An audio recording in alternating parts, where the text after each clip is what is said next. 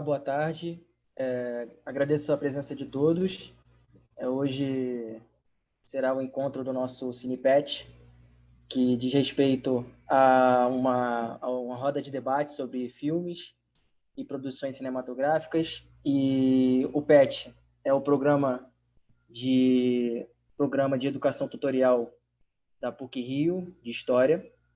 Esse nosso encontro vai estar disponível nas plataformas digitais. E hoje nós iremos abordar a respeito do documentário produzido pelo diretor Eduardo Coutinho, Santa Marta, 2 Semanas no Morro, que foi realizado em 1987. Antes de passar as informações dos convidados, falar um pouco sobre o documentário, para quem não teve a oportunidade de assistir.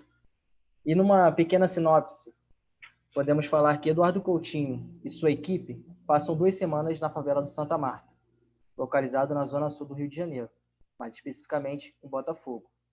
Lá, Coutinho acompanha a rotina dos moradores, seus hábitos e mostra uma realidade histórica marcada pela resistência, pela intensa coletividade, mas também pela desigualdade social, racismo e violência. Para trazer em debate, faremos a apresentação de 2 convidados super especiais, com quem tive contato em sala de aula, 2 professores da PUC-Rio. A primeira convidada será a professora Yamara Viana, graduada em História pela UFRJ, doutora em História Política pela UERJ, com estágio pode me corrigir, École Paris, pós-doutora em História pela UFRJ, com ênfase nos estudos de História do Brasil, História da Escravidão no Brasil, Ensino de História e História da Cultura Afro-Brasileira. Em segundo momento, teremos a participação do convidado Gabriel Neiva, tem graduação em História pela UF, doutor em Comunicação Social pela UERJ, com ênfase nos estudos de cultura, mentalidade e ideologias, antropologia cultural, sociologia compreensiva, cinema e estudos culturais. Acredito que será um rico debate. Infelizmente, por conta da pandemia, não vamos poder produzir o filme aqui, apresentar o filme, mas faremos o debate aqui, que eu acredito que será rico. Quem gostaria de começar a apresentar? Pode ser, Yamara, por favor. Posso ser eu, já estou louca aqui para falar. Mas, enfim, eu quero primeiro agradecer muitíssimo ao convite da Larissa, da professora Larissa, né, companheira de departamento, né, uma pessoa que eu admiro muito pela pessoa e pelo trabalho que realiza, né, e por ser mãe daqueles gêmeos fofíssimos que eu quase tenho vontade de morder quando eu vejo na internet. Então é um prazer imenso, né, e agradecer muitíssimo ao Luiz por não ter desistido de mim, né, eu falando, Luiz, eu não sei se eu consigo, e Luiz, Yamara, dá uma olhada. Eu falei, tem que ver, eu estava no meio da Covid, eu acho ainda, quando ele entrou em contato comigo a primeira vez, eu estava saindo da Covid, uma coisa assim. Então, muito obrigada, Luiz, né, por ter, né, não ter desistido de mim, porque eu posso dizer com toda certeza que ter assistido esse filme eu não conhecia.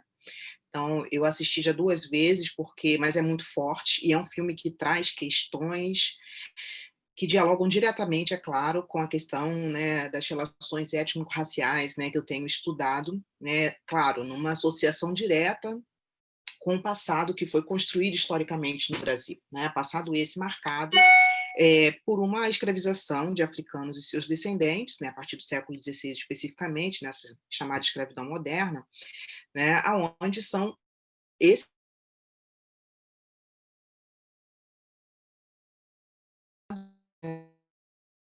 né, o seu lugar, né, o seu lugar de estar, o seu lugar de nascimento, né, perderem laços familiares e como isso vai sendo reconstruído. Então, assim, todas as minhas pesquisas, elas se ampliam muito pensando esse mundo atlântico. Né? Claro, hoje eu estou estudando também Caribe francês, que é um interesse que eu tenho já há algum tempo, tenho me dedicado muito a isso, e a violência com relação ao corpo de mulheres, né, escravizadas e libertas, né, no 19, e as relações que a gente pode, de repente, estabelecer numa tentativa de ressignificar, né, esses olhares para os corpos femininos, mas principalmente aí das mulheres negras, né? Tenho contado com o apoio da Amanda Pereira, né, que é minha orientanda, né, e tem me ajudado, né, com essa pesquisa especificamente. É uma pesquisa extremamente dolorosa, e isso aparece no filme também com relação a estupro, né, de mulheres, como isso se dá dentro dessa comunidade, e é algo que a gente tem vivenciado, né, de forma da lei do feminicídio, né, a gente vê que mulheres ainda são vistas, né, como objeto, como aquele ser que deve pertencer ao outrem. Qual seria esse outrem, né? O homem, né, especificamente.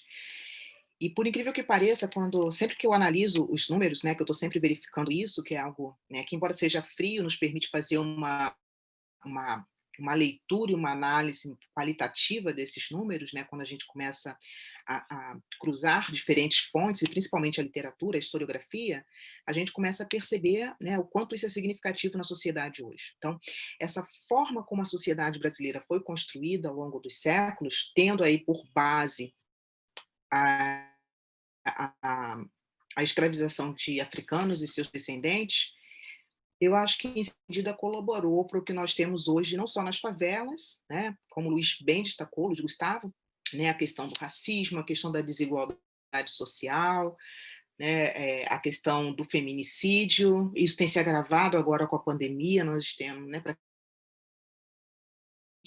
isso tem sempre sido apontado, né, como uma questão relevante.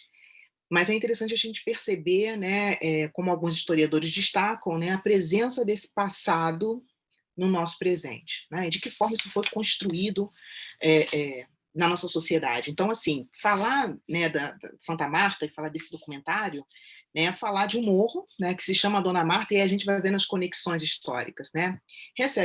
Eu achei interessante quando eu fui pesquisar sobre o morro, né, por que o nome Dona Marta, né? Foi dado porque uma moradora na década de 30 do século passado levou uma imagem da santa e colocou, né, naquele espaço. E é incrível pensar por quê? Porque essa favela está localizada, né, num bairro da Zona Sul do Rio de Janeiro, né, e aí, quando o Luiz falou de desigualdade, isso, né, aparece rapidamente no filme, porque, né, é um dos bairros, né, que fica na Zona Sul do Rio de Janeiro. O local, né, nesse recorte de espaço geográfico e econômico privilegiado dentro do nosso estado, nós sabemos disso. Então, é um espaço que geograficamente também tem cor, retirando, é claro, essas favelas, né? Mas se a gente olha o bairro como um todo, né, é ocupado por pessoas que detêm poder econômico, né, significativo. Então, isso já demanda aí uma questão extremamente problemática, né, no meu ponto de vista, porque demonstra aí essas tensões diretamente, né, forjadas com relação à desigualdade social. Então, é uma favela que está dentro de um bairro, né, de classe média alta, né, no nosso estado, onde nós temos pessoas que não têm as mínimas condições, né, de vida, né, de saneamento, né, de acesso, né, acessibilidade. A maioria dos jovens, né, numa parte da conversa, né, que eles estão conversando com os jovens, né, os entrevistadores, a maioria tinha abandonado a escola, né, e aí isso me toca profundamente, porque mesmo tendo abandonado a escola, aqueles meninos tinham sonhos, né? E quando a gente olha para os nossos alunos, né, tanto na PUC quanto, né, no Carmela Dutra, que também é formação de professores, mas no nível médio, a gente ainda percebe essa mesma fala. É claro que hoje a viabilização, né, da permanência na escola ela é um pouco melhor do que na década de 80 do século passado, mas ainda temos um quantitativo muito grande, né, de alunos entre 15 e 17 anos que estão fora da escola, né? Esse quantitativo chega a 12, alguma coisa por cento. É muito grande. Pensando no Brasil como um todo, não deveríamos ter nem 0,1%, né, de crianças e adolescentes fora da escola. E desses 12, alguma coisa por cento, eu não vou me lembrar agora exatamente o quantitativo, quase 13%, majoritariamente todos são negros, tá? Pretos e pardos, segundo a designação do IBGE. Isso é significativo. Tá? Por que esses meninos estão fora da escola ainda? Se nós voltarmos lá no século XIX, né, que é o século que eu mais estudo, e, claro, a gente vai no 18, vai no 17, às vezes, quando precisa, a gente vai no 20, mas o século, né, que me dá base para poder pensar as minhas questões e as minhas reflexões partem dele, né?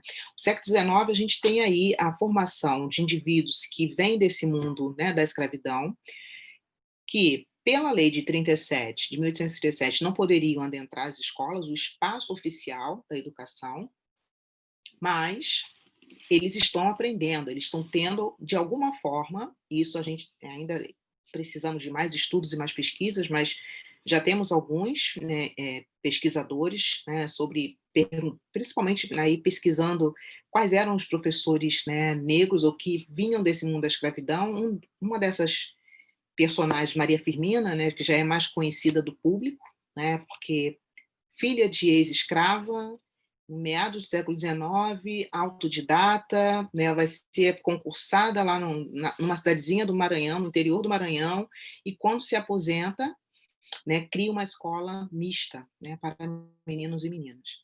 Então, assim, é interessante pensar que essa questão que aparece no documentário, né, ela é muito antiga, ela não surge agora. Né? Não surgiu no século XX, não surgiu agora no século XXI, ela já vem acompanhando a história da sociedade brasileira, né, há muito tempo. Essa demanda por educação, ela é muito antiga. E, é claro, né, nós tivemos aí indivíduos que, mesmo dentro do sistema da escravidão, da sociedade escravista, conseguiram subverter essa ordem. Tá? Conseguem subverter. Né?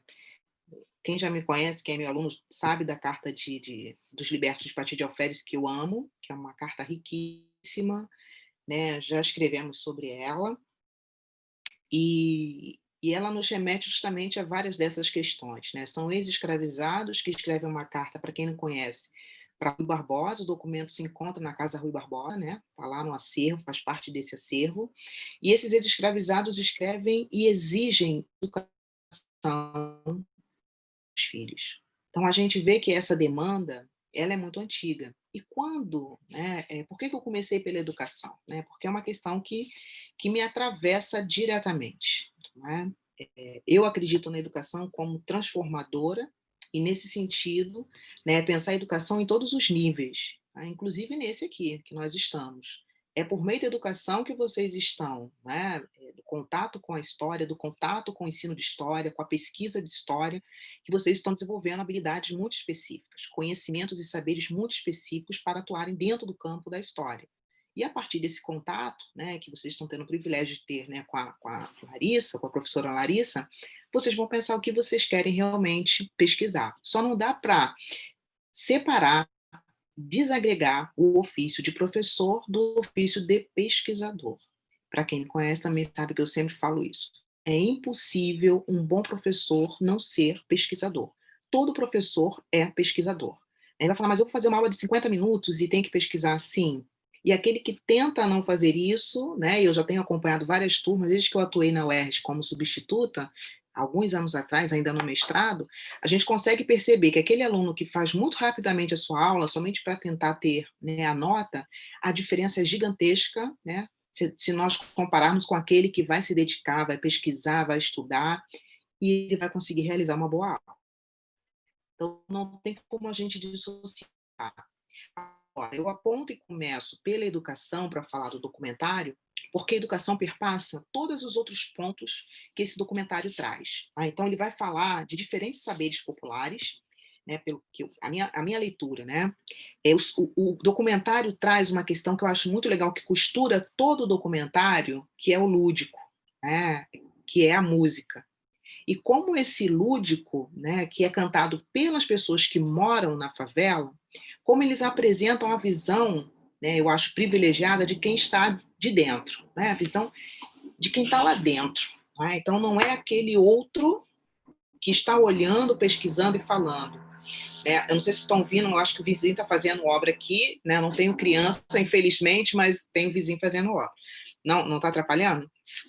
Então, assim, esse lúdico, né, que poderia ser contraditório no documentário, ele acaba trazendo uma proposta muito interessante para nós pensarmos como essas pessoas que falam sobre si, sobre a sua experiência do viver numa comunidade, numa favela do Rio de Janeiro, situada na Zona Sul, né, num bairro de classe média alta, como essas pessoas se sentem ao lidar com diferentes questões. E quando eu falo que todas as questões acabam sendo costuradas por esse lúdico, pela música, que representa muito, está muito ligada à própria construção cultural, né, da população negra. O samba foi perseguido até, né, meados lá do século XX, quando Getúlio Vargas, né, vai começar a ressignificar, né, o que seria o samba. Então, assim, está ligado à questão do trabalho, está ligado à questão do homem de bem, tudo isso vai sendo ressignificado para atender, claro, questões políticas, mas não só. Mas isso acaba adentrando no que a gente chama cultura popular, né? Muito entre aspas, é claro. E aí, esse samba, né, essas músicas que perpassam e atravessam todo o documentário, apresentam muitas outras questões que são muito interessantes, e todas elas estão relacionadas à educação, né, ao saber, ao conhecimento. Né? Por quê? Porque eles fazem, num dado momento, um dos entrevistados, uma comparação com o ser incivilizado. E aí, rapidamente, eu fiz uma conexão com o meu estudo, né? Porque, na visão de muitos médicos, né, tanto brasileiros quanto estrangeiros no século XIX, os africanos deveriam ser escravizados porque eram incivilizados. A escravidão poderia trazer a civilidade. E aí, é claro, eu sempre fico me perguntando, civilidade então significaria serem amarrados, transportados num navio completamente abarrotados, seminus, sem alimentação, né, envolvidos né, com os dejetos humanos, né? Isso é ser civilizado, né? Serem chicoteados, né? Presos aos grilhões, muitos morriam, né? Uma grande quantidade de escravizados morriam, desde que saíam das suas aldeias do interior da África até chegar aos portos, no litoral, né? São vários portos, e desses portos, né? No caminho, na travessia, que a gente chama de diáspora, e outros morriam quando chegavam também. Então, assim, nós temos um grande quantitativo de africanos que morreram, mas ainda assim o comércio permanece porque ele era extremamente vantajoso. Não nos esqueçamos que, nesse momento, né, o capitalismo está se desenvolvendo. E olha como isso perpassa diferentes séculos, e essas pessoas que estão na favela, que não tiveram acesso a uma educação, né, que eu digo uma educação como nós entendemos, né, dentro de uma instituição, né, pública ou privada, não tiveram acesso a essa educação. Como elas conseguem perceber, né, essas questões? Né? Eles nos tratam como incivilizados. E aí eles estão falando o quê? Da abordagem policial, na forma como eles são abordados, na forma como eles são acordados dentro das suas casas, e a gente perpassa pela questão da corrupção, pela questão da violência, né? A gente passa pela questão, né, dessa desigualdade social que o Luiz apontou já no início da fala dele, porque tem um senhor que entra para ser entrevistado, ele vai dizer, o rapaz pergunta, por que o senhor está aqui? Ele fala, não, a questão é que eu estou desempregado, né, eu perdi tudo que eu tinha, eu não tenho nada, eu vim pedir uma ajuda financeira. Aquilo é devastador, né? Porque, assim, para os pesquisadores que estão ali, e nem todos têm essa, né, ou já passaram, ou já pensaram nessa questão, mas para a maioria das pessoas que estão ali, a questão sobreviver significa não ter fome, né, ter um prato de comida. Né? E é muito interessante pensar que, mesmo não tendo acesso a essa educação institucionalizada, esses indivíduos desenvolveram saberes sobre, ou pensamentos, ou uma visão, né, sobre essa sociedade muito peculiar, que está dentro da realidade. É a forma deles falarem sobre essa realidade na qual eles estão inseridos, mas que é muito lúcida. É muito lúcida. Não é? Quando eles falam do olhar da polícia, né, para si mesmos, né, que são moradores, né, como isso é lúcido, como a polícia nos trata, né, é uma questão que está muito presente. E é claro que para quem tem a pele preta, como eu, sabe exatamente o que isso significa. Pode não ser uma questão para as pessoas brancas, e né? Se não para pensar na questão, não vai ser, porque não tem a marca da pele, não tem o fenótipo. Então, é bom que a gente fale sobre isso para que os outros possam entender, né? Se colocar no lugar do outro é muito difícil, a não ser que você tenha, primeiro, a disponibilidade de querer se colocar, de querer entender o que isso significa efetivamente. Em caso contrário, não vai ser uma questão, e pode não ser, porque nunca passou, nunca foi questionado, nunca foi problematizado sobre essas questões. Então, falar sobre esse documentário me possibilita, né, pensar várias questões a partir da educação. Porque, e aí eu retomo, né, como aqueles adolescentes que são reunidos no fim, né, bem quase no fim do documentário, como eles apresentam questões que para eles são extremamente importantes. Falam de casamento, de amor, mas falam de profissão, de desejo, de sonhos, né? Então, mesmo vivendo um ambiente extremamente violento, né, eles desejam uma solução, eles querem uma solução. E é também muito consciente, porque alguns deles falam assim, eu sei que vai ser difícil, na idade que eu tenho eu não vou realizar meu sonho, que é ser jogador de futebol, um dos meninos fala. Então, assim, você vê essa questão de ter consciência, né, do que é a sociedade brasileira para eles. Isso é muito interessante. Né? O falar, né, o querer falar, tem uma das mulheres que falam, e ela disse que saiu de casa aos 12 anos, né, porque não se entendia com a mãe, vai viver com um homem, que ela falou que só me fez não sei quantos filhos, depois me deu 2 facadas, aí você vê novamente a violência contra o corpo dessa mulher, especificamente dessa mulher negra. Né? Então ela leva 2 facadas, depois de ter tido vários filhos, e a marca da violência, porque ela fala, ele me transformou também em uma pessoa violenta. Né? Como a violência afeta, né? Nos afeta diretamente. Então, eu fico pensando, 12 anos, né? Na minha cabeça, 12 anos ainda é uma criança, né? Pré-adolescente. Com 12 anos eu brincava de boneca. Né? Então, é claro, tinha uma família pobre, óbvio, todo quem me conhece sabe disso, eu não venho de família privilegiada, mas é interessante pensar que existem muitas diferenças. Né? Então, assim, aos 12 anos eu brincava de boneca e só estudava, feliz da vida, ajudava a minha mãe aqui e ali com as coisas da casa, né? Mas eu não sei o que é isso, né? Mas no momento que eu estava assistindo, eu fiquei tentando imaginar o que poderia ser, não consigo. Não consigo imaginar o que seja para uma menina de 12 anos assumir a condição de uma mulher que acaba tendo que assumir a responsabilidade pela família. Né? Uma mulher muito jovem, teve uma lá que tinha 11 filhos. E aí, qual o papel da educação, né, na vida dessas mulheres? De que forma nós, que estamos do outro lado, de que forma nós podemos intervir nessa realidade? Essa é uma outra questão. Né? Depois que eu li uma entrevista do Kabengele Munanga, eu sempre troco o nome dele, é uma palavra difícil, né? Onde ele diz assim, eu pretendo um dia ser intelectual. Eu me assustei. Eu falei, como assim? Para mim ele é um dos grandes intelectuais brasileiros. Né? Como assim? Eu fui terminar de ler, né? E ele diz, intelectual é aquele que intervém na sociedade. Né? Seja por meio do que escreve, do que está produzindo, mas ele intervém. E eu falei, caramba, qual é o nosso papel nisso? Né? E esse documentário fala muito, né, mostra muito isso.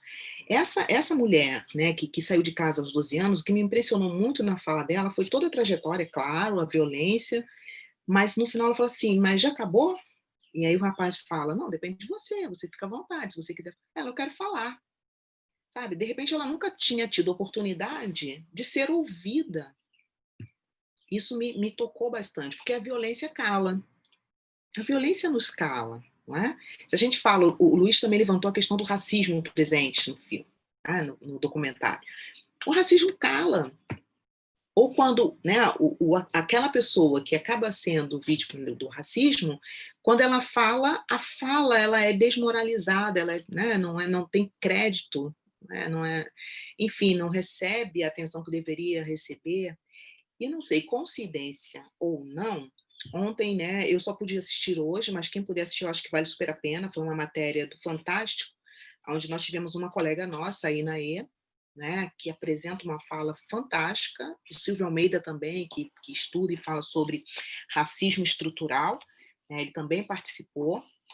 Foi incrível, Larissa, eu fiquei impressionada. Né, e fala justamente dessa questão, né, da violência, das mães que perdem filhos, não é? por conta do racismo, né? Nós sabemos disso, porque a maioria dos jovens que são assassinados no nosso país, né, 85% são negros, pretos e pardos, e são moradores de que lugar? Né? Desse espaço geográfico que a gente chama favela. Né? Mas como é que surgem as favelas? Então, onde elas vêm? Então, a gente tem também uma trajetória histórica que, para nós, historiadores, é fundamental pensar. Né? Outra questão que aparece no documentário, você me fala, Luiz, quando tiver no tempo, você sabe que eu vou falando e eu me empolgo e, por favor, pelo amor de Deus, vão me Pois parando. é, eu ia até colocar no chat 5 minutinhos, tá bom? Ah, se não falar, coitado do Gabriel, professor Gabriel, me corta aí, senão eu sou terrível. Uma coisa que me chama a atenção e que me parece também que vem, né, com essas populações, né, que vem de toda a trajetória da sociedade escravista, são as redes de solidariedade. Isso me chamou muita atenção. Né? Porque tem uma menina que vai falar assim, olha, eu tô aqui, eu estava na fila, eu estava no médico, não sei, a menina me chamou, só podia ser essa neguinha do morro, cabelo duro, não sei, né, uma agressividade, ela pega assim, sou do morro sim, né, com aquele, né, com orgulho, sou, mas lá eu não passo fome, porque se eu pedir um prato de comida na vizinha, eu vou ter comida, você está na rua, você não tem nada. E aí eu fico pensando, né, como essas questões são construídas, né, e principalmente, aí teria uma outra questão, não vou entrar nessa outra não, vou entrar na questão da rede de solidariedade, porque isso foi reconstruído a partir da diáspora africana, a partir do momento que esses africanos, essas diferentes nações, que falavam diferentes dialetos, claro, nós temos dois grandes guarda-chuvas, o Iorubá e o Banto, mas dentro desses dois grandes guarda-chuva, nós temos diferentes dialetos. E que língua se falava no 19? Nenhuma. Nem português. Os português, e aí esses caras que são aqui, desculpa, esses africanos escravizados, eles acabam aprendendo essa língua do colonizador. Questão de sobrevivência. Né? Para quem teve que estudar fora do Brasil, sabe, a gente fala mal, né? A gente acha que fala muito bem aqui a língua estrangeira, quando a gente adentra no outro país, fala, caramba, né? Estou aqui rastejando, mas enfim. Então, esses caras, eles aprendem, esses escravizados, eles conseguem sobreviver mais do que isso. Eles conseguem aprender não só o código de escrita e leitura, mas eles conseguem criar e construir uma visão de mundo muito peculiar. Eles fazem uso do que a legislação colocava, como esses escravizados, ex-escravizados que são libertos, né, de Paty de Alferes, escrevem na carta para Rui Barbosa. Né?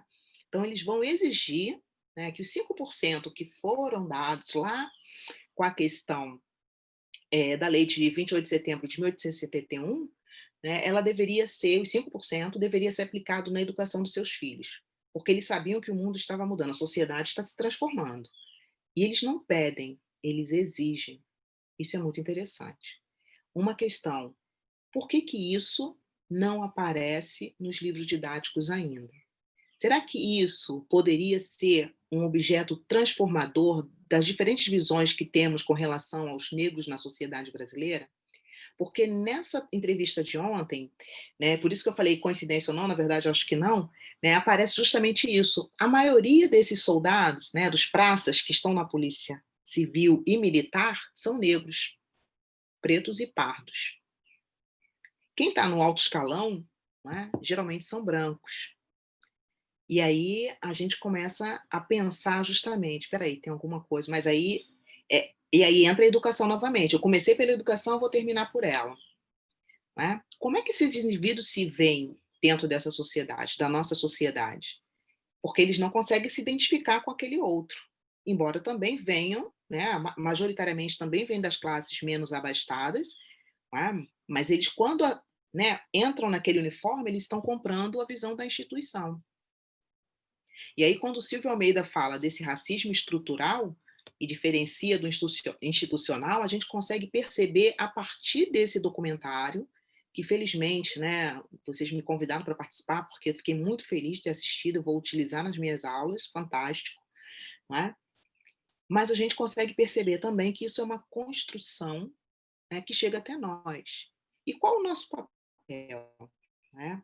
Uma outra questão que aparece também, só para finalizar, tá, Luiz? Prometo, é o medo.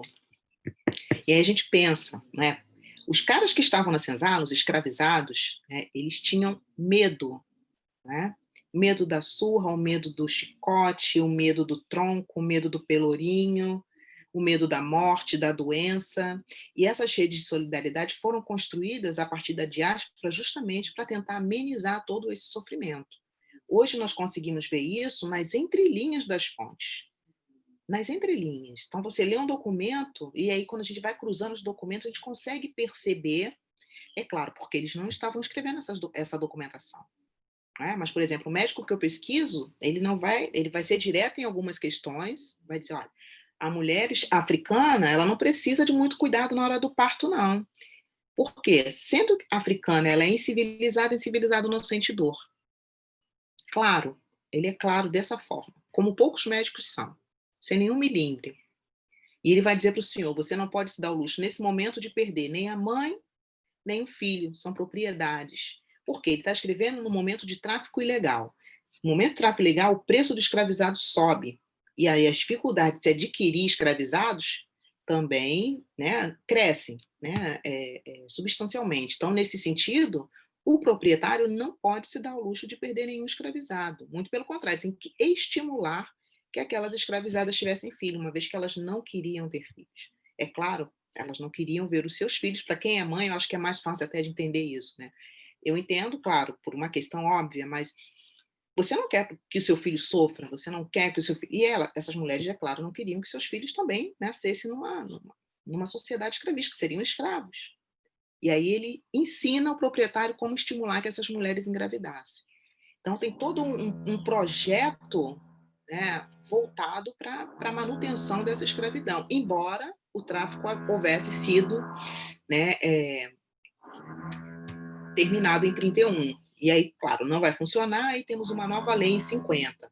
Mas eu queria destacar, né, que a educação, né, qual seria, na verdade, o papel da educação, né, para essas questões de trabalho, cidadania, né, respeito, racismo. Qual o papel da educação? Né? Qual o papel do lúdico, uma vez que o lúdico atravessa todo o documentário, né, meio que costurando todas as questões, porque as letras são muito fortes e elas falam justamente do cotidiano daquelas pessoas. Então, como nós podemos, efetivamente, enquanto professores, pesquisadores, intelectuais, escritores, qual o nosso papel na transformação dessa sociedade? Principalmente deles, né, que estão dentro de... Parece uma sociedade dentro de uma outra sociedade, não é? Porque são mundos completamente díspares, completamente distintos. Como é que nós podemos efetivamente colaborar, né, na transformação, né, desse imaginário social com relação a esses corpos negros? Né? Enfim, agradeço muitíssimo. Fico aqui. Obrigada. Obrigado, professora Yamara. Realmente incrível a sua fala. Essa ponte passado, presente, mobiliza muitas questões. Enfim, muito bom. Muito obrigado por ter aceitado o nosso convite. Agora, vou passar a palavra para o Gabriel. Tudo certo? Tudo certo. Estão me ouvindo? Assim, antes de passar a palavra para o Gabriel, informar que, após as apresentações, quem quiser fazer alguma pergunta, alguma observação ao fim da apresentação, colocar no chat que a Rayane vai organizar. Obrigado. Eu me sinto um pouco como se alguém que tocasse muito, assim, alguém muito talentoso viesse antes se eu tivesse que fechar o show, né? Sabe? Porque realmente eu acho que foi uma fala muito completa da Yamara. Eu acho que ela tocou numa questão que, enfim, não diz só acho que do Santa Marta, mas de todo uma relação nossa, sociedade brasileira, né? Acho que é algo que percorre muitos filmes e muitas obras. Então, eu acho que, de fato, ela tocou muito bem nesse aspecto, uma fala muito complexa. Mas, enfim, vou tentar dar um panorama de algumas coisas que eu achei interessante aqui do filme, talvez tentando não repetir as questões que a Mara trouxe, apesar de que eu também não tenho essa capacidade que ela tem de complexificar essas questões. Então, eu também aprendi muito com ela aqui. Foi muito legal. Queria agradecer ao Luiz Gustavo, que foi a ponte, foi meu aluno no semestre passado na turma de Cultura Brasileira, acho que daí que veio o convite. agradecer a professora Larissa, que é, né, a cabeça aqui do PET História, a todo mundo que está escutando, a fala da professora Yamara, que foi muito legal. E, enfim, eu sou uma figura meio híbrida, né, que eu fiz história também, mas depois eu fui para comunicação, antropologia. O Santa Marta é um filme muito interessante, eu acho, né? Eu acho que, de fato, assim como muitos outros filmes do Coutinho, muitas coisas que são produzidas como uma reflexão metonímica no Brasil, passa por uma ideia desse cerne que eu acho que é a questão de como a sociedade brasileira se desenvolve a partir do marco institucional, que é a relação da escravidão, né? Eu acho que, para entender como o nosso capitalismo se forma, para entender como nossa sociedade, nossas instituições se formam, acho que passa pela escravidão. É uma instituição que até hoje deixa nossas chagas. Então, isso é um aspecto central, assim, que você vê muitos autores tratando. Isso passa em outros filmes do Coutinho também, eu acho, né? Mas, enfim, eu vou fazer um panorama um pouco da obra do Santa Marta aqui, de algumas questões. Vou dar uma de comunicador, né? Vou fazer análise fílmica de comunicação um pouco. Nesse sentido, o Santa Marta de 87, como o Luiz Gustavo falou, né, é um filme que eu acho, em certo sentido, uma ponte para dois Coutinhos, né? Tem um Coutinho que é anterior, que ele fez Globo Repórter, não sei se vocês sabem disso, né? Globo Repórter. Eu também não sabia, aprendi com meus colegas de cinema na comunicação, mas ele fez Globo Repórter lá nos anos 70. Tem umas coisas que dá até para achar no YouTube sobre isso. Aliás, fica a dica. O YouTube, eu acho que é um dos grandes depósitos de filme no Brasil, de cinema brasileiro. O que diz é um pouco contraditório para a gente ver como é que é conservado o filme no Brasil, mas o YouTube tem muita coisa. Isso é bom, né, em certo sentido. E interessante que não há um interesse institucional nisso. E o Coutinho, em 85, faz um filme chamado Cabra Marcado para Morrer, que talvez você já tenha, né, acho que aparece aí como aqueles filmes de importantes na nossa história, que é um filme que ele está tentando reconstruir um filme inacabado de 64.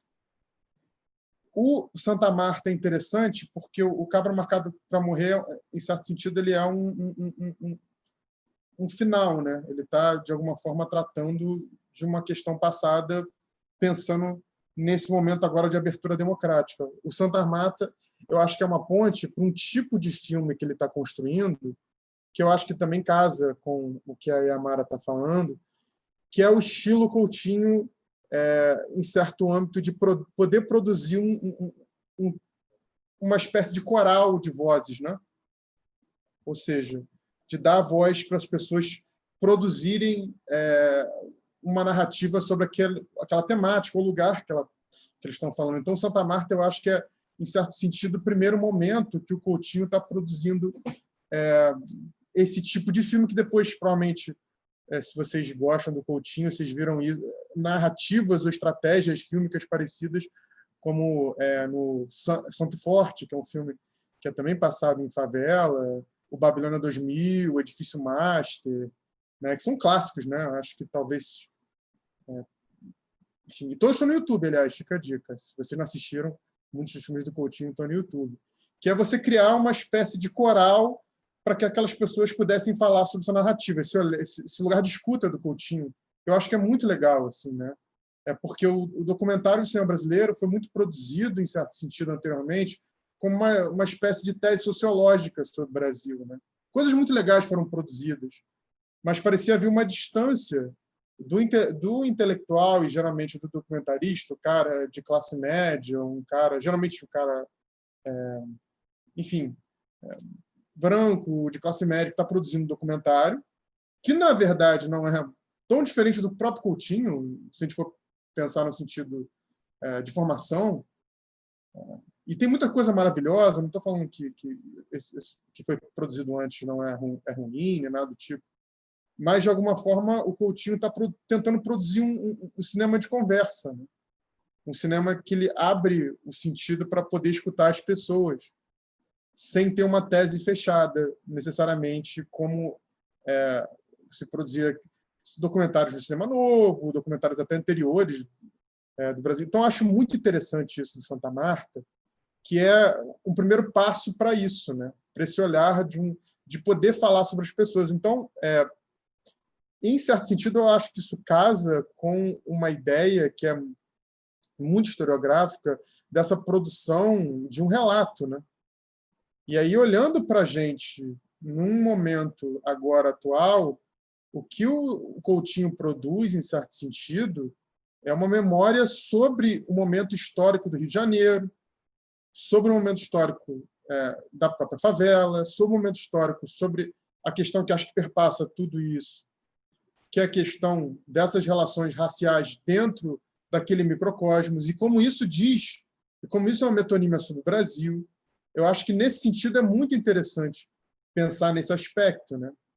E aí eu acho que é interessante porque, potencialmente, o Coutinho vai desenvolver algo talvez até mais complexo, ou mais, enfim, estruturalmente mais completo em outros filmes, mas o Santa Marta é muito interessante como isso, para a gente ver como, em certo sentido, ele está começando a produzir esses lugares. E é interessante também essa tensão que existe, diga-se de passagem, né, dos filmes do Coutinho com a favela, com o tipo de filme que vai ser produzido no Brasil num momento mais contemporâneo. Ou seja, de uma tensão de que você começa a ter, isso tem a ver com o momento de mudança do Brasil a partir do final dos anos 90, a partir dos anos 2000, que a gente está falando muito, né, de uma maior abertura de certos grupos numa questão de gênero, numa questão de étnica, na cultura, mas não que eles não fizessem, isso já faziam, né, mas existe um maior tensionamento nisso, na mídia talvez mais hegemônica, e o Eduardo Coutinho, em certo sentido, vai ser tensionado por pessoas que são moradores de favela e querem fazer cinema, querem produzir sua própria voz. Isso é muito interessante, esse aspecto, né? Ou seja, isso não quer dizer que invalide a discussão sobre Coutinho, mas hoje você tem uma produção que é muito forte de moradores de favela no Rio de Janeiro, em São Paulo, em Belo Horizonte, em Contagem, em Salvador, né? Então, assim, é interessante ver esse movimento, né? Por exemplo, há 10 anos atrás, você teve o chamado 5 vezes favela, agora sobre nós mesmos, né? Por que isso?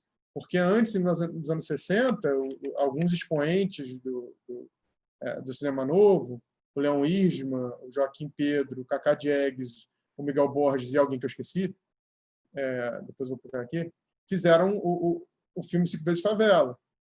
Então, assim, 45 anos depois, você, de alguma forma, tem uma pressão para que cineastas que sejam dentro daquele lugar que produzam uma narrativa sobre si mesmo.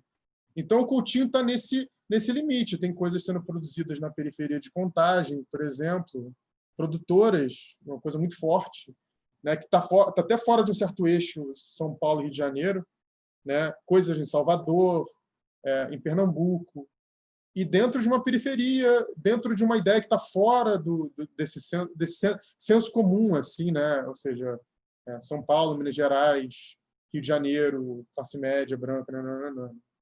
E é muito interessante que o Coutinho, e aqui ele é muito interessante nesse sentido, porque ele tensiona esse movimento de um Brasil que ainda está tentando se abrir, né? E isso é muito interessante, assim, nessas discussões que existem nesses colóquios de cinema. O Santa Marta aparece como esse lugar. O Santa Marta existe uma trilogia, né, do Coutinho sobre cinema, sobre a favela, que é o Santa Marta, o Santo Forte e o Babilônia 2000. E aí é interessante a gente pensar o Santa Marta, quando foi recebido, foi visto como um filme muito violento. E ele em certo sentido, né? Uma violência muito simbólica, talvez não da carnificina, mas dessa violência simbólica de uma tampa que, na verdade, está começando a aparecer e vai explodir nos anos 90, com o chamado Favela Movie, que talvez vocês tenham ouvido falar, né? Essa ideia de representar a favela como lugar de guerra civil.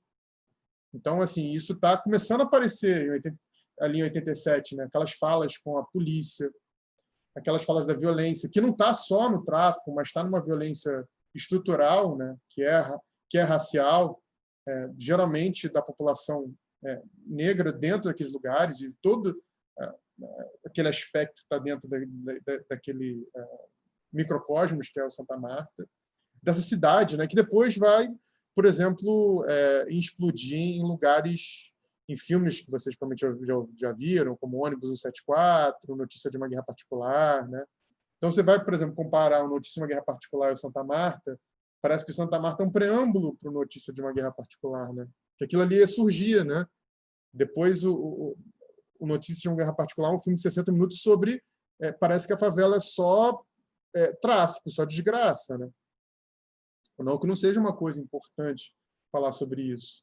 Mas, por exemplo, o Papo Coutinho, eu acho que tem uma maior sensibilidade, por exemplo, do que o João Moreira Salles. Tudo bem que enfim, em certo sentido, talvez o filme do João Moreira Salles com a Katia Lund seja mais direcionado, né? Mas ele fala de um lugar mais lúdico também, né? Eu acho que o Coutinho está mobilizado por esse aspecto que, por exemplo, talvez olhando para uma memória dos anos 90, parecia que falar sobre favela é simplesmente falar sobre guerra civil, sobre tráfico, sobre Comando Vermelho, sobre esses signos que estavam na mídia quando se fala sobre esse outro, né? Que é um outro inóspito.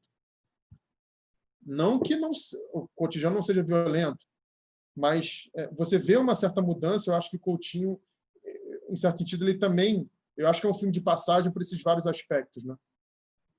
Então, por exemplo, a ideia da polícia está no diálogo. E quando, 12 anos depois, o Notícia de uma Guerra Particular surge, a narrativa é produzida por um outro aspecto, né? Então, eu acho interessante. E o que é produzido sobre favela hoje em dia está num outro lugar também, naturalmente. Então, você vê uma linhagem histórica. E aí talvez esteja relacionada a essa ideia desse novo grupo que tensiona, talvez, quem potencialmente, por uma questão econômica, por uma questão étnica, por uma questão de classe, geralmente produz cinema. Então, é muito interessante esse lugar do Coutinho. E quão importante é o Santa Marta na produção, que às vezes é visto até como um filme menor. Mas acho que ele não é, não. Ele é um filme bem importante, porque ele é um filme de transição e ele está falando sobre esses vários aspectos. E aí tem coisas que eu acho que são muito interessantes, nos anos 80, aqui, né? Naquele lugar que ele está falando, e tem uma certa edição para ver como as coisas estão mudando.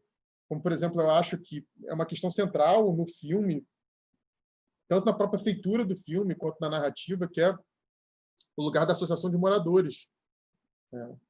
Isso é muito importante. Aliás, eles ajudaram a fazer o filme junto com o Coutinho. Tem um aspecto colaborativo da associação de moradores. Isso fala dos anos 80, de um lugar em que você começa a abrir as mídias comunitárias, em que as pessoas estão começando a produzir uma narrativa sobre si mesmo. Então, você começa a ter uma colaboração, algo que há 10 anos antes seria impossível, porque por conta da ditadura, isso não podia, as pessoas não precisam se organizar em rádios, quer dizer, até se organizavam em rádios e jornais, existem relatos, mas era muito mais clandestino. Então, assim, o Santa Marta também fala de um lugar de uma certa abertura, que é o germe para muita coisa que vai se produzir nos anos 90 e 2000 na mídia, numa narrativa sobre o Brasil. Então, assim, muitas das coisas que a gente vivenciou nos anos 2000 e que, de alguma forma, são fruto de avanços progressistas em governos, nossos governos federais, em outras esferas, a sociedade civil começa a pressionar. Isso tem uma relação ali com o final dos anos 70, com os anos 80, com essas associações que surgem de forma comunitária, que pressionam um governo a mudar certas lógicas. Então, a Associação de Moradores no Rio de Janeiro, em muitas favelas, comunidades, bairros, sejam eles em quais zonas, são muito importantes para a gente pensar uma certa dimensão diferente de como a lógica de fala vai mudar nos anos. Não quer dizer que vai melhorar tudo, não quer dizer que a associação de moradores não sejam problemáticas, não quer dizer que elas não sejam politicamente direcionadas, não quer dizer que elas não sejam atravessadas pelo tráfico ou pela milícia, seja lá por o que for. Mas é um lugar de diferença de fala que depois, por exemplo, se a gente for olhar bem, né, a associação de moradores, que é uma coisa muito importante no Coutinho, ela vai inspirar a mídia comunitária, os coletivos que vocês têm, que são muito fortes no Rio de Janeiro atual, por exemplo, Voz das Comunidades, né, que o René Silva organiza muito bem, né, que era uma coisa mais localizada no Morro da Deus, hoje em dia já explodiu para todas as favelas do Rio de Janeiro, o Fala Cari, né, o coletivo Papo Reto, são coisas que, de alguma forma, o Coutinho, eu acho muito interessante ele ver aquele surgimento ali chegando, né? Eu acho isso muito interessante, pensar esse lugar de passagem, assim, como isso tem um aspecto interessante dentro do que ele está produzindo. Então, eu acho, nesse sentido, tem essas pequenas dicas que o Coutinho produz, assim. E eu acho que tem uma questão de memória muito interessante que a Yamara falou ao mesmo tempo, que você tem na fala de algumas pessoas que estavam no morro desde que o morro começa a ser ocupado nos anos 30. Né? Isso tem a ver com uma lógica daquilo que ela falou sobre a ocupação da cidade, sobre uma relação de uma população hegemonicamente negra dentro do Santa Marta e em outros lugares. Né? Então, você tem... Eu acho que o Coutinho foi bem feliz em produzir também essa narrativa, né? De uma ideia que hoje em dia você começa a ter em muitas comunidades e favelas, que é uma ideia de patrimônio cultural, de preservação de memória. Né? E esse movimento surge potencialmente a partir dessa lógica de que existe uma história ali, porque, como vocês sabem, provavelmente, né, vocês que estudam história, enfim, que veem isso, tem professores ótimos, como a Yamara, como a Larissa, como outras pessoas que estão dentro do departamento, isso eu estou falando pessoa de fora, né? Usualmente a favela, a comunidade, a periferia, seja o nome que seja dito, dependendo da localidade, ela é vista como outro que tem que ser eliminado, né? O outro que é o incômodo, o sujo, a barata, né? E essa narrativa é uma narrativa recorrente desde que, entre aspas, surge esse problema ali, né, no final dos anos final de 1890, quando assim bate com o fim da escravidão, né? Como os sujeitos escravizados saem e aí começa a ocupar. Então você precisa eliminar aquilo. Então você tem os três grandes ciclos que surgem. Você tem três grandes ciclos na cidade, né? O momento Pereira Passos, o Carlos Lacerda e potencialmente esse ciclo que a gente viveu durante as Olimpíadas, né? Que também é uma forma diferente de dizer que aquilo ali não pode existir, né? Que as pessoas não podem ocupar áreas nobres da cidade, que elas não podem ocupar o lugar que vai passar o BRT, que elas não podem ocupar o centro. Tem uma lógica similar nisso. Então, ali no Santa Marta, no final dos anos 80, era uma contranarrativa também em torno disso, né? Ou seja, de que aquilo é uma história, que as pessoas vivem ali, que fazem o coral, né? E principalmente numa favela da Zona Sul, que para o interesse imobiliário e do Estado, ela parece, entre aspas, ser sempre o primeiro alvo. Não por acaso, anos depois, né, 20 anos depois, a primeira unidade do PP foi Santa Marta, que precisava resolver o problema das pessoas, né? Porque, né, tinha que ocupar. Era uma outra forma de você produzir, uma tentativa de, entre aspas, né, limpar o problema. Né? Você não podia mais fazer como Carlos Lacerda fazia, que produzia incêndios e removia as pessoas daquela forma extremamente violenta. Aliás, eu recomendo para vocês, diga-se de passagem, caso vocês queiram fazer, vocês já fizeram isso, já viram o filme do Anderson Quack e do Luiz Vilar sobre as remoções dos anos 60, um filme chamado Remoção. É um filme incrível também. Né? Curiosamente, o Quack hoje que é candidato a vice-prefeito do Rio de Janeiro, não sei se vocês sabem, está na chapa da Marta Rocha, mas isso é outro papo. Mas o filme é muito bom. O Quack e o Vilar são pessoas muito interessantes, né? Que eram de famílias que fizeram a transição de lugares da Zona Sul para os novos lugares que ali surgiram nos anos 70 para ocupar, né? Vila Kennedy, Cidade de Deus, anos 60 e 70, vai lá, né? Vila Kennedy, Cidade de Deus, Cidade Alta, de Esperança, etc. Né? Então, é muito legal esse filme. Então, assim, o que é curioso Santa Marta é que ele não está nesse lugar aquele momento específico, né, de uma tentativa de se produzir uma memória sobre aquele aspecto, o que tem a ver um pouco do discurso que chega no Estado através da ordem institucional do Brizola. Existia uma saturação disso, que era o momento progressista da cidade. Então, assim, é muito interessante esse lugar do Santa Marta, porque diz sobre tudo isso. São metonímias, eu acho, que estão presentes de alguma forma dentro dessa narrativa. Então, quando você vê a potência do lugar, né? A potência dessas narrativas que estão ali, desse lugar do Rio de Janeiro, eu acho, né? E desse lugar de uma favela do Rio de Janeiro, que está num lugar que é o Santa Marta, visado imobiliariamente, né? A real é essa, a grande questão, eu acho, para o grande capital é a questão imobiliária, né? Que as pessoas, para muita gente, as pessoas não deveriam estar ali, né?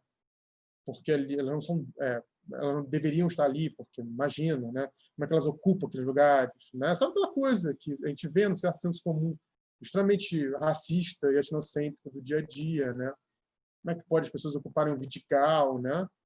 Sabe? Como é que as pessoas podem ocupar, sei lá, a Maré, porque está ali, porque pode ser... Tem uma coisa que uma lógica racista do capital, né, que atravessa tudo aquilo.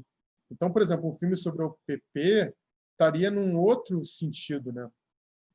Então, acho que, em certo sentido, eu acho que eu talvez esteja um pouco produzindo um pensamento livre, mas o Santa Marta me suscitou muito dessas questões, né? Como uma narrativa sobre esse lugar, sobre o tipo de narrativa que o Coutinho produz, sobre essas figuras que geralmente não são contempladas pela mídia hegemônica, que é uma questão corrente do Coutinho, né? Em todos os filmes dele.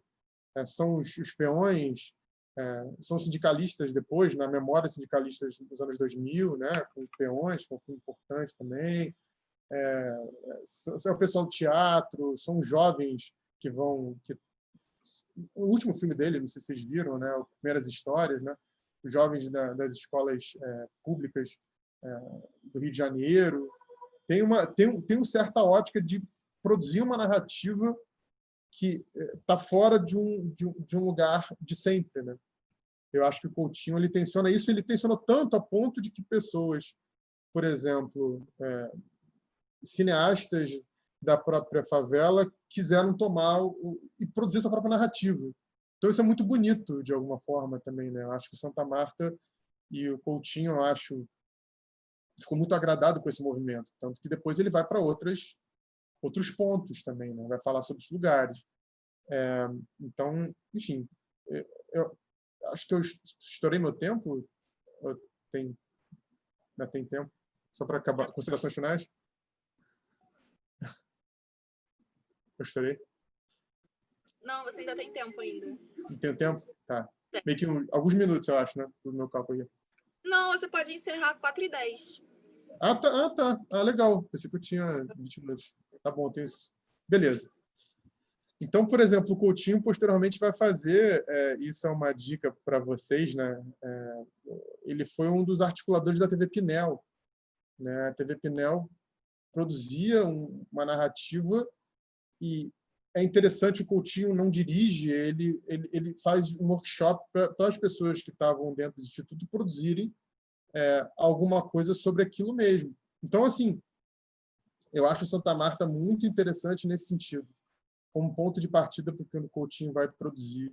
E depois da explosão dele como cineasta, sobre essas pressões, né? Eu acho tem esses pontos nevrálgicos no filme, né? Você pode, por exemplo, notar que ele dá muito a voz às mulheres negras no filme, isso não é por acaso, eu acho, né? Isso é muito interessante, uma certa centralidade dentro do lugar para esse, assim, saindo um pouco daquela ideia, assim, de uma certa invisibilidade desse personagem, então é importante isso também. Eu acho que a Amara falou um pouco sobre isso, mas isso é importante, sobre a juventude, sobre uma coisa lúdica também, eu acho, né? ou seja, de que a favela não é só violência. Então, você vê até, em certo sentido, a diferença para o tipo de narrativa que o Padilha e o Moreira Salles produzem lá nos anos 90, né? Tendo em vista que o Coutinho é uma espécie de mestre deles, né? Existe um antes e depois do Coutinho no cinema brasileiro, em documentários. Então, você vê que o Coutinho ele consegue entender, talvez de forma mais complexa do que outros documentaristas, uma certa complexidade do que é viver num lugar, numa favela como Santa Marta, que é diferente de viver em outros lugares que sejam favelas ou outros lugares que estejam dentro do Rio de Janeiro, né? Eu acho que o Coutinho ele consegue fazer isso muito bem, né? A produção de um local que é muito único. Então, por exemplo, quando ele vai para Babilônia, o Parque da Cidade, né? São outras duas favelas na zona sul do Rio de Janeiro que ele produz a narrativa. Existe um outro lugar que é produzido, né? Eu acho que essa separação daquilo que eu falei no começo, né? De que não é mais um filme de uma tese fechada sobre o Rio de Janeiro ou sobre as pessoas, que eu acho que é uma grande contribuição do Coutinho. E eu acho que hoje a gente pensar sobre o Coutinho é pensar sobre esse recorte de uma memória sobre o Rio de Janeiro, sobre essas questões que estão, principalmente a questão, acho que do negro na sociedade brasileira, do favelado. Eu acho que tudo isso, de alguma forma, são muito interessantes dentro do Santa Marta e também dos filmes que eu recomendo para vocês, caso vocês não tenham visto, que é o Babilônia 2000 e o Santo Forte, que são filmes 10 anos depois, né? O Coutinho ele fica anos fazendo filmes institucionais e aí que ele decide voltar a fazer filmes documentários de um filme, né, de uma trajetória fílmica de fato, né? Enfim, convencional, digamos assim. Então, o Santa Marta é interessante por isso. E é muito curioso porque ele foi encomendado pelo ISER, né, o Instituto de Estudos Religiosos. Mas o Coutinho fala sobre religião um pouco, você vê que ele põe ali, mas você vê que às vezes não dá para segurar o artista, né? O artista vai para outras coisas, porque você está num lugar, é aquela coisa muito... como o Coutinho era uma figura muito parecida com uma pesquisa, às vezes, né? Você tem uma tese sobre isso, mas a tese é para outros lugares, né? Então, isso é muito legal ver do Coutinho. O Coutinho era uma mente assim. Ele encomendava uma coisa, mas ele ia fazer outra, sabe? Era assim, já desde o Globo Repórter. E você vê isso ali, né? Tem uma questão religiosa que é importante, é claro, né? E aí você vê, por exemplo, que se a gente fosse fazer um Santa Marta 2 anos no Morro, 30 anos depois, seria muito diferente, né? Seriam outros atores. Ou se fosse 20 anos antes, sei lá. E até porque teria outras expressões, outras narrativas. Então, você vê, por exemplo, que a questão neopentecostal não é tão forte ainda, não aparece tão forte ali em 87, apesar de já estar presente, bem possivelmente. Já era presente, mas não sei se era tão hegemônica como talvez seria num país que tem 35% da população que se considera neopentecostal, né? Então, isso é diferente também, isso é interessante. E aí entraria outras questões. Então, a questão da festa, por exemplo, talvez a questão do... Você, por exemplo, não fala de baile funk como uma questão, essa questão meio... Esse pânico moral que começa a se produzir no Brasil, no Rio de Janeiro, sobre baile funk, né? Tipo, baile funk, né? Lembra? Só tem gente que se engravida, sai na porrada, não sei o quê, não, aquela coisa que é produzida pela mídia. Aquilo ali não está presente ainda, mas aparece as festas na quadra. Eu acho que é muito interessante que ele é um filme... Ele é um filme ele é um filme de passagem mesmo, né? Que aí nos anos 90 muitas dessas questões vão explodir tanto na sociedade quanto no Rio de Janeiro, quanto no cinema, como sobre ser cineasta. Eu acho que a minha grande conclusão revendo o filme, pensando, é que é um filme que as coisas estão ali, elas aparecem muito claramente, mas tem uma coisa que você vê, cara, que aquilo ali vai explodir anos depois em outras narrativas, né? Mas o Coutinho faz isso muito bem e é muito interessante, eu acho, que pensar sobre esses muitos recortes que o Coutinho produz no filme. E é isso, uma dica para vocês também é o pessoal de Contagem de Minas Gerais, que produz uma narrativa sobre a cidade, a periferia de Contagem. Você tem, por exemplo, no Coração no Coração do Mundo, que é do Maurílio e do Gabriel Martins, o Temporada, do André Novaes. Se quiser, eu ponho aqui no chat para vocês. que eu acho que são pessoas que são daquele lugar produzindo uma narrativa sobre aquele lugar. Isso, obviamente, não invalida o gênio que era o Coutinho, mas de que as coisas estão num outro pé hoje em dia. Então, vou botar aqui No Coração do Mundo, Gabriel e o Maurílio Martins, e temporada do André Novaes e o Ela Volta na Quinta, também do André Novaes. Então, eu falei, vou sugerir até coisas que estão fora do Rio de Janeiro, né? Você vê como o cinema, como uma representação do cinema sobre lugares que são, entre aspas, eu não gosto muito dessa palavra, porque eu acho que ela tem um certo limitação, a periferia, né? Mas vai lá, use essa palavra convencionalmente, então a periferia de Contagem, mas de um lugar que não é sempre falado. Então fica a dica aí, dica cinematográfica do comunicador, né, aquela coisa, esses filmes que são do pessoal de Contagem, em Minas Gerais, que é muito legal ver como o cinema vai mudando, como as coisas estão sendo pressionadas por um outro lugar.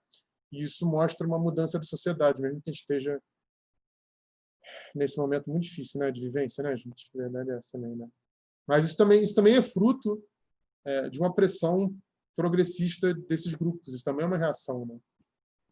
Então é isso. Esses filmes, acho que do pessoal do filmes de plástico, que eu botei aqui no chat, eles estão, acho que dá para achar às vezes no YouTube, dá para achar, acho que tem no Netflix, né? Também, eles já estão, por exemplo, a Netflix já tem interesse nesse tipo de coisa produzido por eles. Mas quem quiser, me manda por e-mail, que eu tenho tudo para guardar também, né? Porque tem um bom computador aqui. Não sei se pode falar isso no YouTube, mas quem quiser, me manda por e-mail, que eu mando para vocês por WeTransfer, tá? É isso, gente. Então, acho que eu encerro a minha fala. Obrigado. Parabéns, Gabriel. Então, Iamar e Gabriel, foi incrível a fala de vocês dois. Quero parabenizá-los. Meu nome é Rayane e agora eu vou fazer a mediação das perguntas. Caso alguém tenha perguntas, pode sinalizar e ligar o microfone. Ou então escrever no chat também. Posso dar uma palavrinha, então, enquanto o pessoal está pensando aí nas perguntas? Queria agradecer, né, novamente. Estou muito feliz, mais uma sessão do Cinepet, que acho que já está mais do que consolidada, né? Nosso Cinepet já é um sucesso. Esse formato da gente não poder assistir, né? Esse formato virtual foi um desafio, mas eu acho que tem dado muito certo. As pessoas, a gente assiste o filme antes e fica também, né, elaborando, né? Enfim, e aí eu estou muito feliz também, além de tê-los como convidados, de que a gente possa estar aqui hoje discutindo uma das obras do Coutinho para essa nova geração, que a maioria dos nossos alunos não conhece o Eduardo Coutinho ainda, não tinham tido a oportunidade de conhecer a obra dele. Então, estou muito feliz que, via PET, a gente pôde falar um pouquinho dele, né?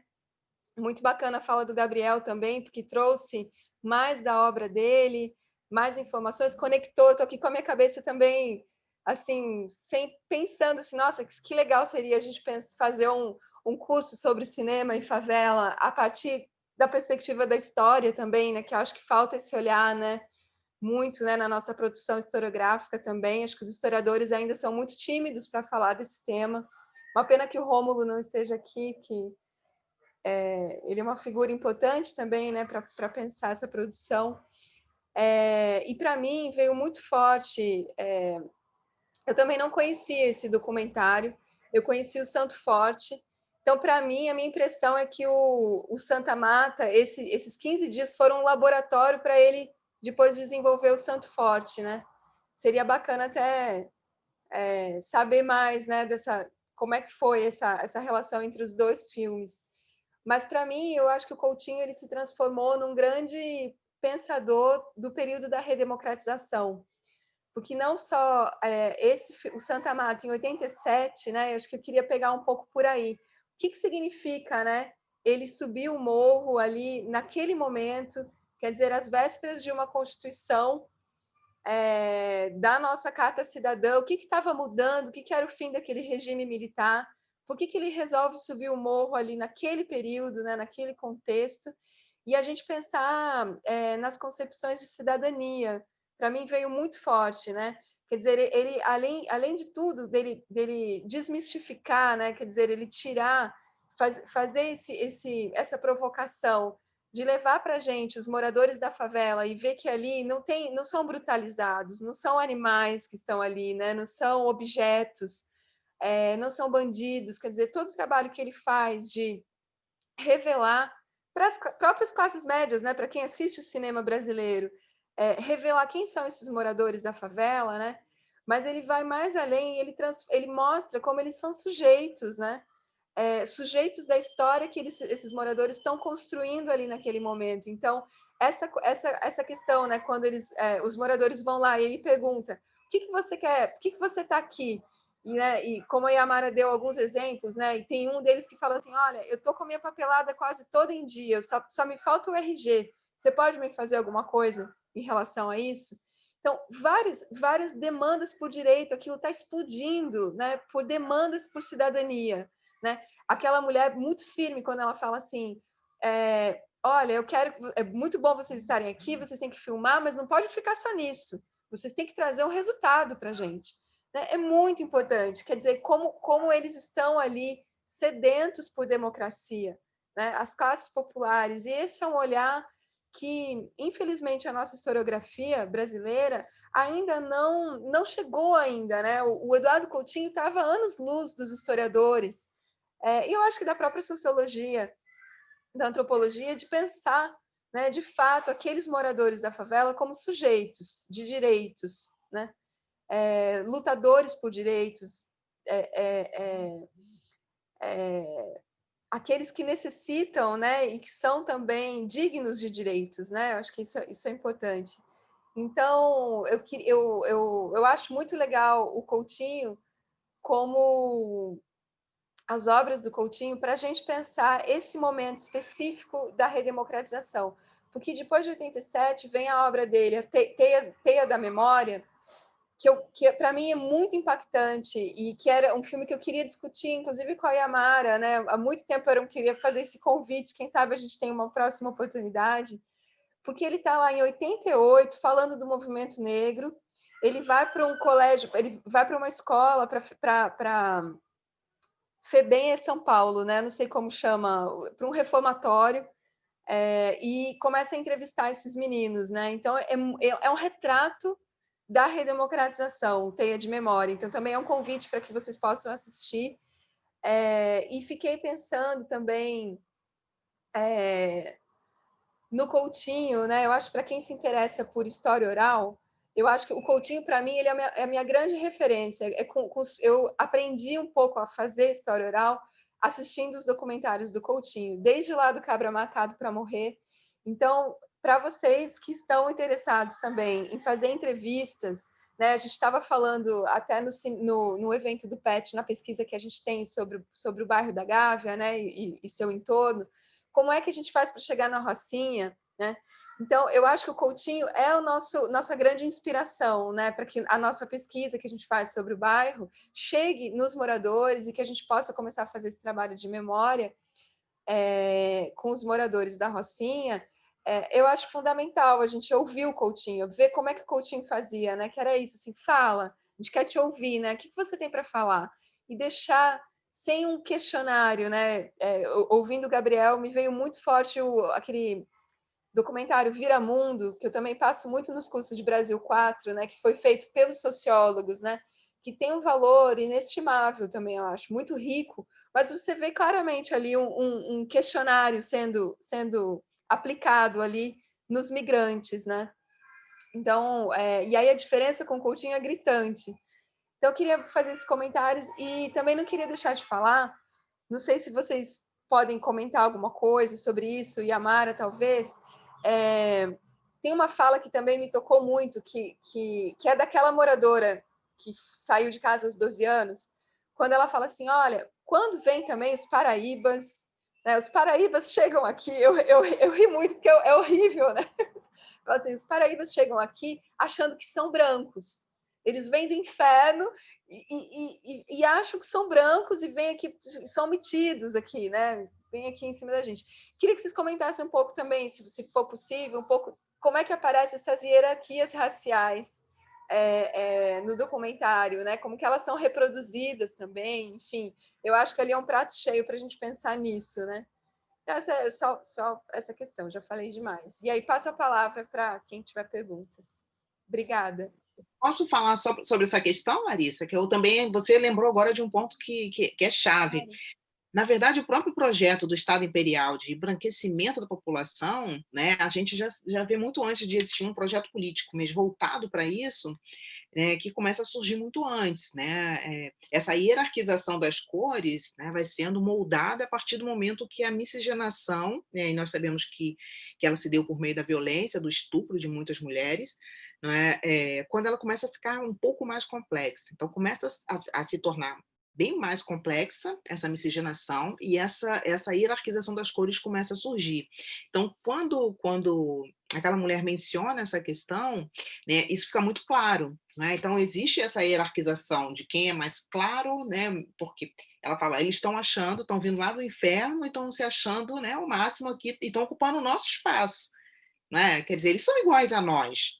Qual a diferença aí? É o fenótipo, é a marca da cor, né, que ainda prevalece hoje. Então, assim, nós, no Brasil, né, e isso também é uma construção com base, como o próprio professor Gabriel também mencionou, com base no que nós tivemos aí mais de 350 anos de escravização.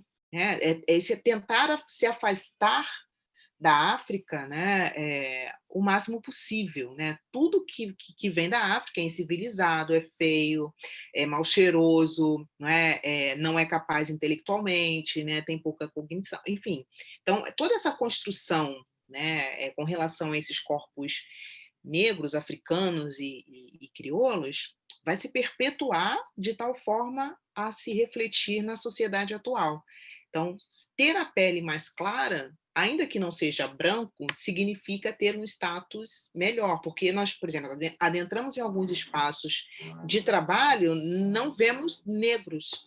Você vê até, né, as pessoas nordestinas, né, que a mulher chama de paraíbas, né, pejorativamente. Infelizmente, ainda tem esse preconceito muito grande, né? Mas é a forma que você vê essas pessoas ali, ainda que estejam num trabalho subalternizado, né? Eles têm a pele clara, eles podem aparecer, né? Eles são os garçons em alguns restaurantes, eles são porteiros em alguns prédios. E onde estão os negros? Né? Eles estão na parte da faxina, né? E isso a gente consegue, eu queria um dia ter fôlego para fazer um estudo meio voltado para uma cartografia de cores, sabe, assim, né? No Rio de Janeiro, porque a gente consegue perceber visualmente, mas como é que se daria isso colocando, né, numa pesquisa efetivamente, né? Demarcando esses espaços. Então, eu acho que ela chama atenção aí para um elemento, né, que foi forjado durante colônia e no momento pós-colonial ele prevalece. E nós temos ainda hoje uma marca muito grande aí dessa hierarquização das cores. Quem tem a pele mais clara, ainda que não seja branco, ele consegue, se estiver fazendo uma entrevista de trabalho, ele tem alguns pontos a mais. E é terrível falar isso, né? Porque, embora estejamos numa sociedade, né, que se propõe democrática, esses indivíduos eles são cerceados por conta da cor, né? Como eu, como vários outros. Então, assim, e a gente pode olhar até mesmo assim, né? Quantas mulheres negras ou quantos homens negros ocupam um papel de destaque dentro da sociedade brasileira? Eles não existem, né? Outro dia eu ouvi alguém comentando assim, mas não tem tantos doutores negros. Eu falei, como assim? Em história. Você quer uma lista, né? Então, assim, como isso está sendo construído, as pessoas não param para fazer uma análise crítica sobre o seu próprio pensamento, não é? Se questionar sobre isso. Né? Felizmente, é essa marca, né, que o professor Gabriel chama a atenção, né, que é o fim da ditadura, e você também chamou a atenção aí, nós temos a entrada de novos sujeitos também para o mundo da pesquisa. Né? Então, assim, é uma ampliação do número de pós-graduações no Brasil, né? A entrada de mais mulheres, né, no mundo que era muito masculino, né, entrada de negros, né, de pessoas que advêm das classes menos abastadas, e aí novas perguntas surgem. Mas acho que essa moça, quando ela fala, né, ela chama atenção para algo que ainda se perpetua e que não é muito discutido, né? A gente fala, né, às vezes alguns mencionam, mas isso aparece no documentário, né? Aparece muito fortemente, que é essa hierarquização das cores. Mas isso não é agora, isso foi forjado já num passado, né, que ainda está presente aqui, né? Está muito presente. Isso também me chama muita atenção. Aqui não dá tempo de falar sobre todas as questões, não é? E, de fato, se fosse em algum outro momento, esse documentário não teria sido possível, porque aí a censura não permitiria. Tá? Então, é claro que também produzir esse documentário nesse momento, né, de democratização, redemocratização do Brasil, né, é fundamental, porque ele casa também com a entrada desses novos sujeitos que vão repensar a própria história. É nesse momento que o escravizado passa a ser visto de uma maneira diferente do que foi pensado pelos sociólogos paulistas. Então, o escravizado surge como sujeito histórico a partir da produção historiográfica no final da década de 80. Né? Nós temos aí a efeméride, né? Que são duas, que são fantásticas, de 88, 100 anos da Lei Áurea, e no ano seguinte, 100 anos da proclamação da República, do golpe da República. Então, acho que aí ele está bem inserido nesse contexto, que você bem lembrou, Constituição, que nós temos, né, chamada mais democrática. Mas eu acho fantástico a fala dela, porque traduz o que a gente vê no nosso cotidiano. Né? Só ter um olhar um pouco mais sensível, a gente consegue perceber o que ela está apontando ali. Né? Mas a questão é ligada justamente ao fenótipo. Né? E isso foi construído. Né? Porque aquele escravizado que detinha a pele mais clara, era ele que tinha as melhores funções dentro da Casa Grande. Então, assim, como essas construções elas vêm, né, e vão se perpetuando. Né? Enfim. Bom, eu só queria fazer uma rápida sugestão bibliográfica que eu acho que me faltou, que é a do Andrelino Campos. Vou até botar aqui no Andrelino Campos, que ele faz ele é um cara da geografia e ele faz ele faz uma espécie de história geográfica espacial dos quilombos às favelas. Ele morreu muito cedo, Andrelino, infelizmente. Tem muita gente que produz algo parecido, mas o que ele fez eu acho que é bem importante, né? Ele era um intelectual muito legal e eu acho que ele casa muito com essa ideia sobre esse constante lugar da favela como esse outro invisível, né, que deve ser eliminado, que é um pouco que a Amara falou, que acho que eu falei também. Então fica essa dica, que acho que tem o Chalub, tem o Sevchenko, tem esse pessoal aí que é muito importante, eu acho, para se falar, né? Enfim. Mas tem também o Andrelino, que é um cara da geografia que deixou a gente cedo, mas fica a dica. Só isso que eu queria falar, na verdade. Que eu esqueci, eu acho que é importante. É difícil de achar, mas é importante.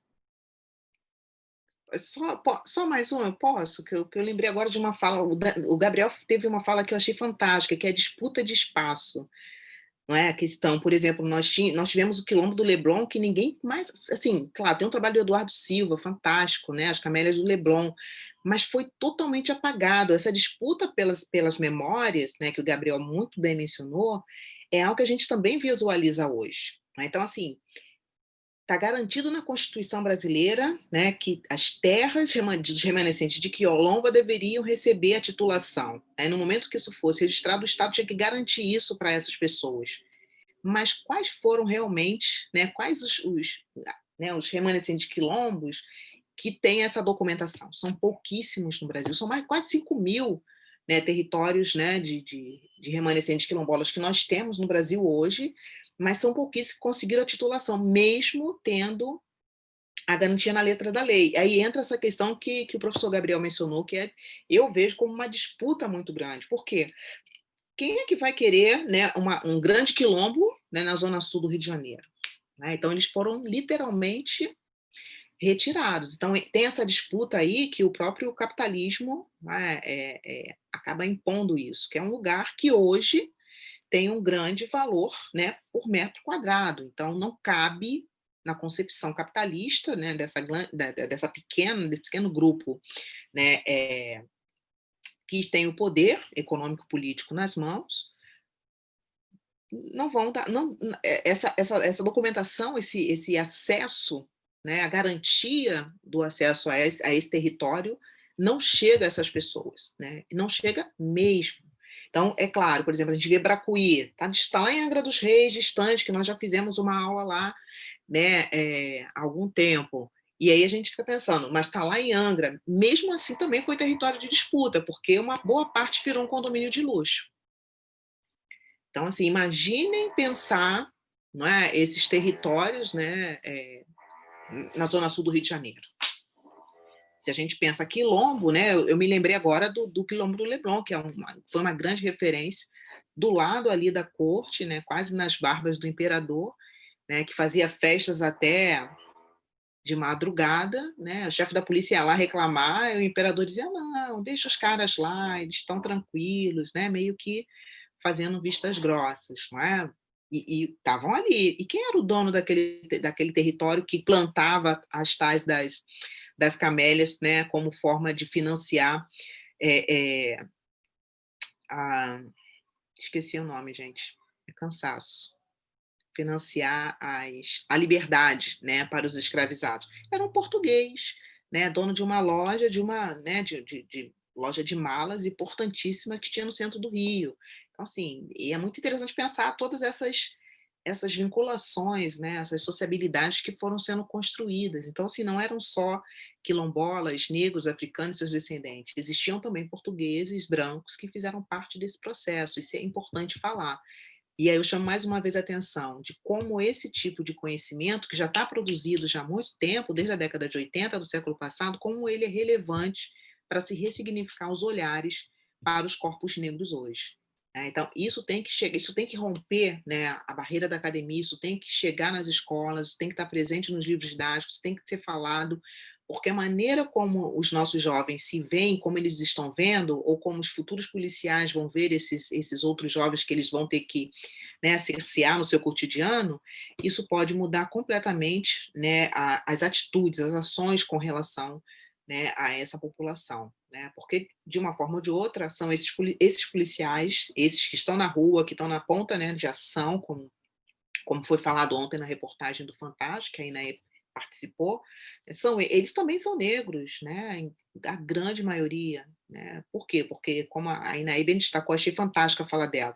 Ninguém quer porque o salário é baixo, não é super perigoso. Então, ninguém quer. Quem são aqueles que vão ocupar essas vagas? Né? São aqueles que detêm o menor poder político, econômico, cultural, menos escolarização e por aí vai. Não é? Então, é algo que nós temos que pensar seriamente. Obrigada. Alguém tem alguma pergunta?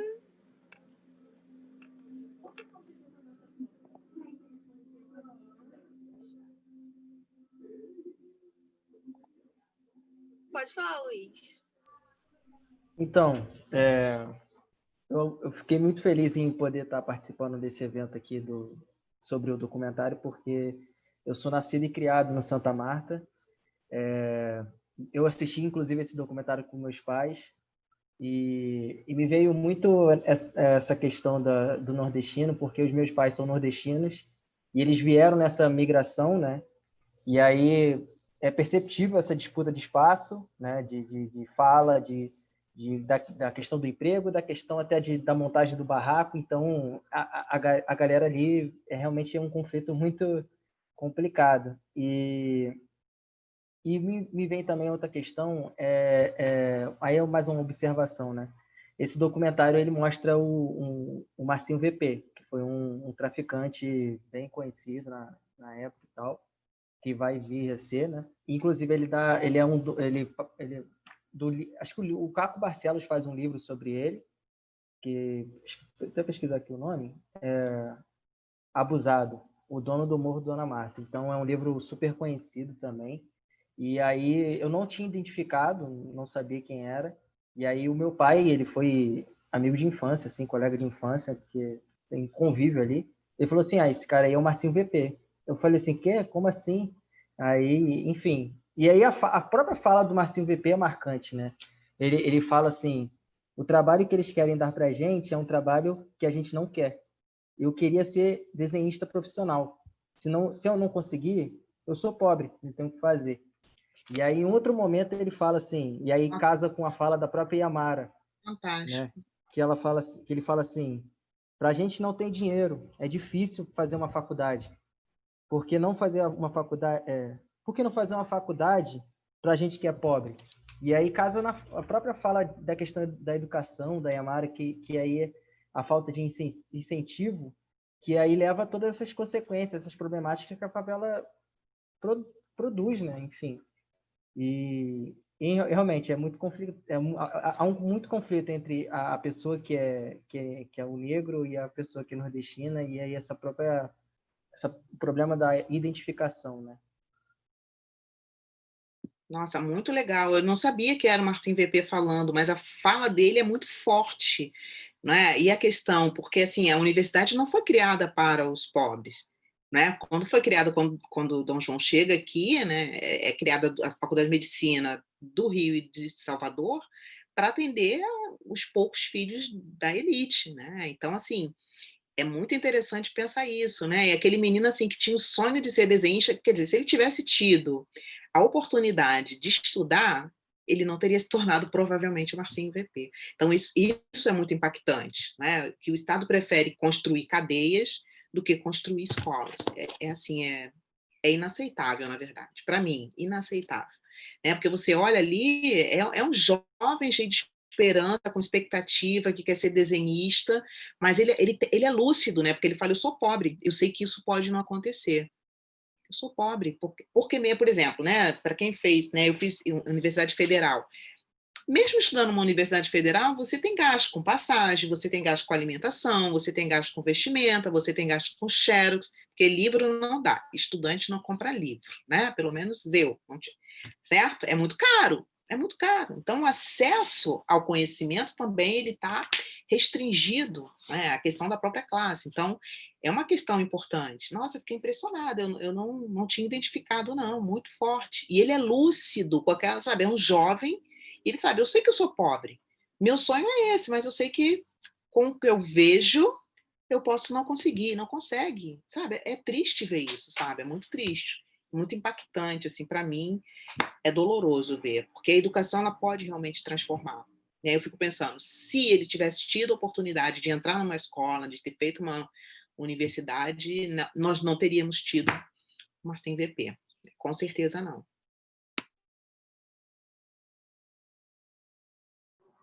Acho que a gente pode encerrar com essas palavras, né? Muito forte, muito legal, gente. Estou muito contente. Acho que oportunidade bacana, né? Que a gente teve hoje. Muito legal. E a Mara, Gabriel, agradeço demais. E que a gente possa fazer novos encontros, Cinepet, ou outros encontros sobre a obra do Eduardo Coutinho. Acho que ela precisa ser mais debatida pelos nossos alunos, precisam conhecer mais essas obras. Estou muito feliz. E a Mara também, o André está fazendo uma pesquisa sobre o Quilombo do Leblon para o nosso projeto lá do bairro, da história do bairro, da Gávea em seu entorno. Então, a gente vai também, ele vai te procurar aí, André. Vai te procurar para falar mais aí também das fontes e tudo. Ok, excelente. Muito obrigada. Aproveitar para agradecer muitíssimo, né, a você, Larissa, ao Luiz, ter sido essa ponte, por não ter desistido de mim. Né, eu super enrolada aqui com um monte de coisa, né? Muito obrigada mesmo, foi uma oportunidade incrível, né? Ter ouvido e conhecido o professor Gabriel também, aprendi muito, né? Muito obrigada, obrigada a cada um de vocês que estão aqui, alguns eu não via já há algum tempo, né? Morrendo de saudade dessas carinhas, então muito bom revê-los aqui, né? Muito obrigada mesmo. Bom, queria agradecer também, acho que eu aprendi muito com a Yamara na fala dela, assim, foi muito impactante, assim, acho que ela ensinou muito a gente, assim, então foi muito legal. Também a fala do Luiz, a fala da Larissa, a gente, acho que o conhecimento é isso, né? Ele é circular, ele não é hierárquico, né? Então, é muito legal quando a gente pode aprender por essas várias vias, né? E tá uma coisa boa da internet, né? Poder reunir, poder gravar, poder... A gente morre de saudade de estar na PUC, né? De estar na vida, né? Concreta, mas tem isso, né? Tem esses aspectos positivos em certo âmbito. Então, queria agradecer, de fato, pelo convite, até porque eu não sou do departamento, então é uma honra assim estar sendo chamado para conversar, enfim, foi muito legal assim. Vi a Luiz Gustavo, mas também o Eduardo, que eu conheço, o Jorge, que estão escondidos aí, o Tomás, foram meus alunos na disciplina. Prazer em conhecer todos vocês e o que vocês tiverem, me chamem, que eu estou aí também, ou convido alguém, enfim, ou para assistir, seja o que for.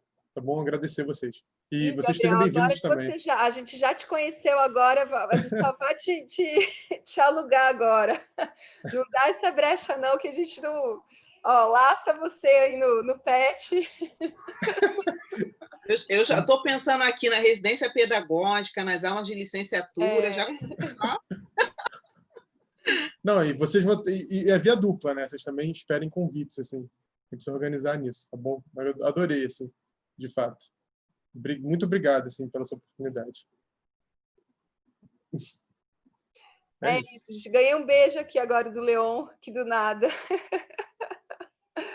Obrigada, gente. Até a próxima. Tchau. Obrigada, Luiz e Rayane. Organizaram excelente, foram maravilhosos também na organização, na concepção, na organização. E é isso. Até o próximo PET. Obrigada, tchau. Obrigada, um beijo. Beijo. Obrigado pelo convite. Tchau. Valeu. Tchau, tchau. Valeu, tchau.